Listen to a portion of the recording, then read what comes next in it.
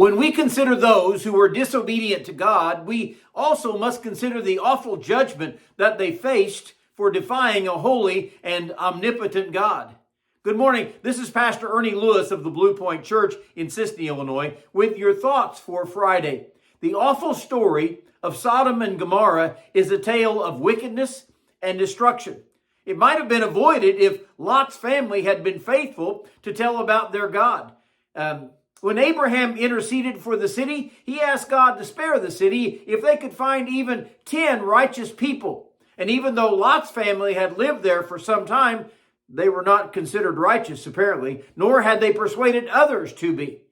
In Genesis chapter 19, it tells us a sad story of the angels of the Lord who came to warn Lot and his family to rescue them from God's judgment that was about to fall on their city. This is in itself a wonderful example of God's mercy to Lot and his family to rescue them from the awful judgment and destruction that would come to Sodom and Gomorrah. The angels were even mistreated by the wicked and the lust-filled men of this city. Finally, Lot was pulled back into the safety of his own home to be warned that he should flee from this city. The angel said to them, "Escape for your life. Do not even look behind you, nor stay anywhere in the plain, but escape to the mountains, lest you should be destroyed."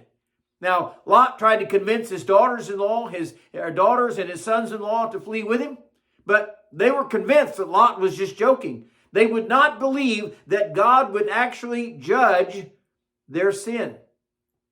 Is that the feeling of this world around us today? They think that they can live in wickedness and rebellion toward God's law and never suffer any of the consequences for their actions. The angels even dragged Lot, his wife, and his 2 daughters out of the city and commanded them to flee to the mountains.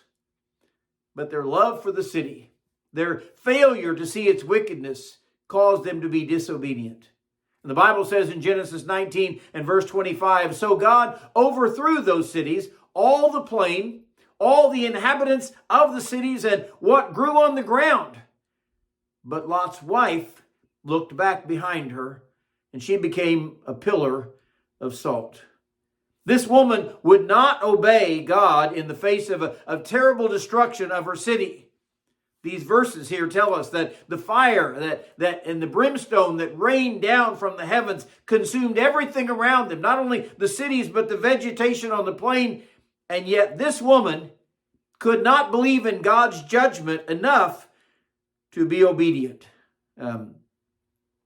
She is forever memorialized as the one who looked back and became a pillar of salt out there on that plain. Jesus even mentions her, by the way, as an example to warn those who are not prepared for the Lord's coming. And he says, "Don't look back.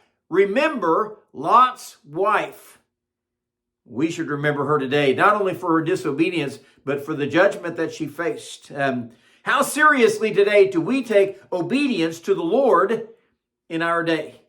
The angels came to rescue Lot's family, but not everyone hated evil like God does. And it cost her dearly, so that she became the example of disobedience to God's command for all of us for all eternity.